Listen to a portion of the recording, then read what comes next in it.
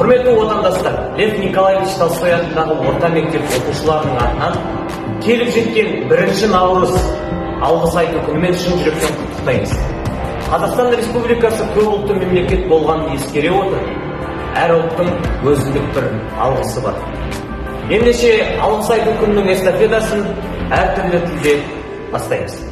Здравствуйте, многоуважаемые! В этот прекрасный день хочется поздравить всех с праздником Дня Благодарения, также поблагодарить вас от всего сердца. Хочу поблагодарить наших учителей, которые открыли для нас что-то новое, подарили нам новые знания. Огромное вам спасибо.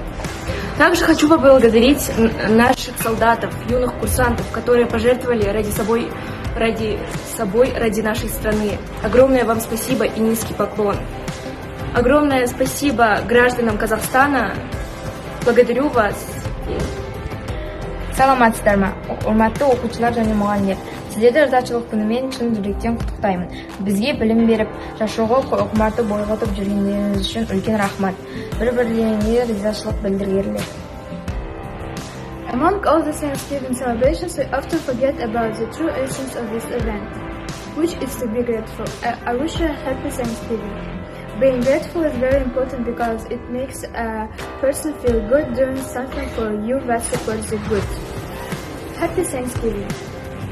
Marhaba, buni qabul ederim, yurakdan tashakkur ederim. Boyli bir inson oldingiz, tashakkur ederim. Nazik, samimiy, ochiq, fakrli, shafqatli. Ayrıca hayatınızda size refah, barış, şefkatli mutluluk diliyorum. Botana ihanet diliyorum. Ciao, aceto costruire, grazie del profondo del mio cuore per la tua.